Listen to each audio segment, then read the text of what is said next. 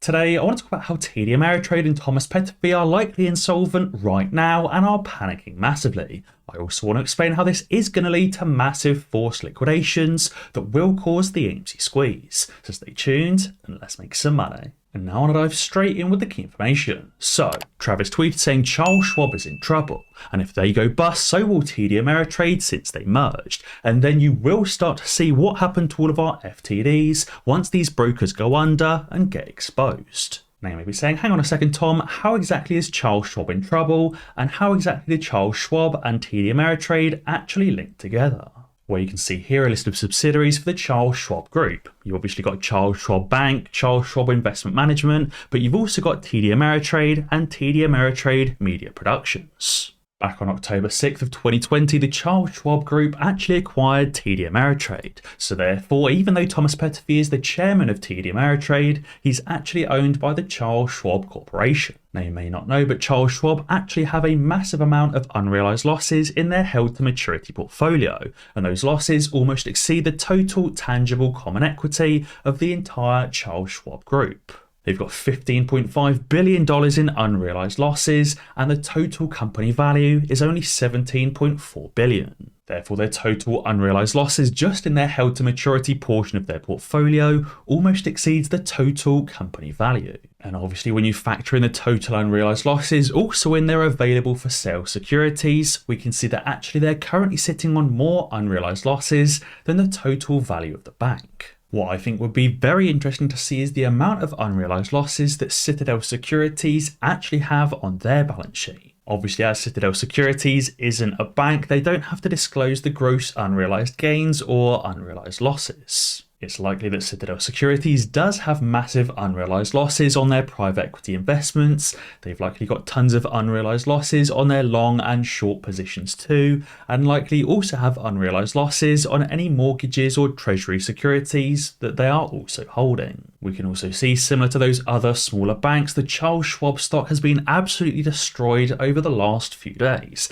Even though it has bounced up a bit today, it's still falling during the current day's trading. And therefore there's potentially also a run on the Charles Schwab Bank, just like there is in many other smaller banks like First Republic, Western Alliance, and many others like Silicon Valley Bank that has already collapsed. You may remember we saw an interview with Thomas Petterfy the other week where Thomas Petterfy looked very stressed and very unhappy. It's likely Thomas Petterfy is worrying about the current Charles Schwab situation and the fact that if Charles Schwab is shut down, so will TD Ameritrade. And obviously if that happens, all of those FTDs that TD Ameritrade and Charles Schwab are holding of AMC will likely be exposed and uncovered. And that is why, as Crystal Ball tweeted, he said the Goldman Sachs algos are in overdrive once again. He said they're trying to pin down AMC because they know that forced buy-ins, aka mandatory liquidations, could occur with the bank runs going on right now. Not just in Silvergate, Silicon Valley Bank and in Signature Bank, but also likely in Charles Schwab and in TD Ameritrade as well. And obviously if it caused some massive liquidations in Charles Schwab and TD Ameritrade and caused all of those synthetic AMC shares to be rebought, it could potentially or would definitely end up causing the squeeze. And he said if there's a big enough surge in the AMC bid price, then it will overwhelm them. Obviously, if the price of AMC is going up while they're experiencing a bank run, it could definitely lead to a massive liquidation. But on top of that, it's not just Charles Schwab and TD Ameritrade that are in trouble right now, it's also Credit Suisse. Guys, if you haven't already, be sure to sign up to Moomoo, the sponsor of today's video, using the link in the description below. You can currently get up to 17 free shares, entirely commission-free trading, free level 2 market data, and most importantly of all, Moomoo is very easy to use. They've got tons of technical indicators and advanced charting tools. And with Moomoo, they've also got free 24/7 customer support, and you can also trade around the clock with their full extended trading hours. Gavin tweeted yesterday saying that Credit Suisse's credit default swaps just hit a new all-time high, but I'm here today to tell you that they've also set a new all-time high once again just 24 hours later. Yesterday, Credit Suisse's credit default swaps set a new high. They blew through this 400 area, setting a new high at 476 points. But today, this morning, they've broken through that high, increasing by an extra 95 basis points up to 571 points. And therefore, as Nick tweeted, he said if you had Credit Suisse as next in line to go bankrupt, you might actually be correct, as Credit Suisse have also discovered a material weakness in its reporting process over the past 2 years. Now, I don't think it's been uncovered exactly what material weakness they had in their reporting process, whether it's to do with their going concern, aka the continuity of the Credit Suisse business, or whether it's just some specific taxation figures maybe. But either way, it caused the Credit Suisse credit default spread to widen by an extra 100 basis points in under 24 hours.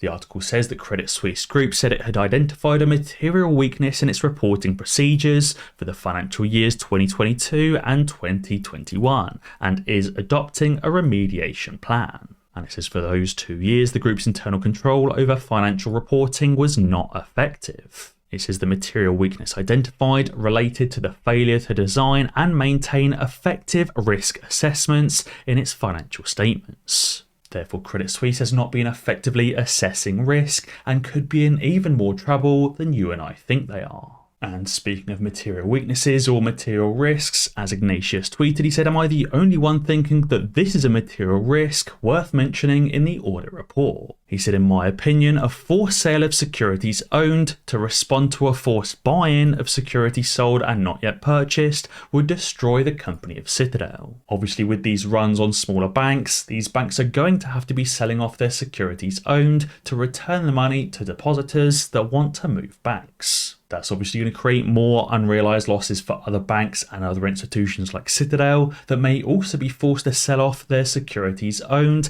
and close out of their securities sold and not yet purchased positions, which obviously, as we all know, are synthetic shorts and also IOUs given to people that wanted to buy AMC shares that Citadel could not find. And that is why Morgan Stanley have said to sell any bounce on this government intervention because the next leg of the bear market has begun. We could potentially be seeing Charles Schwab and even Credit Suisse collapsing over the next few days, seeing that banking contagion spread. We know the Fed has said there likely is going to be more contagion, but I was expecting it to be in smaller banks like First Republic or Western Alliance, and not in giant banking corporations like Charles Schwab and Credit Suisse. I think overall this is all happening at a very interesting time because the Fed is currently stuck between a rock and a hard place. Obviously, the Fed needs to continue hiking interest rates to bring down inflation.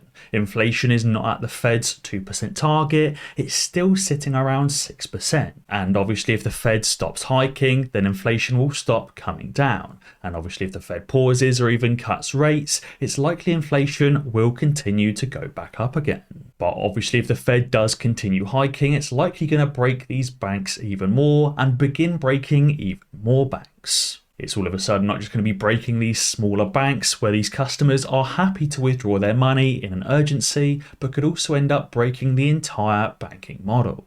Because obviously banking only works if they can receive money from depositors and only pay out a tiny interest expenditure of say 0.1%. And they can then use that money to generate a larger return on say treasuries or fixed mortgages at say 1 or 2%. But all of a sudden, if they're only receiving 1 or 2% on those fixed 30-year mortgages, but they're having to pay out 4%, 5%, 6%, 7 or even 10% interest to depositors, it breaks the banking model. But guys, be sure to let me know what you think down in the comments below. And as always guys, be sure to ding that notification bell because that way you'll be alerted when I upload a new video. Cheers.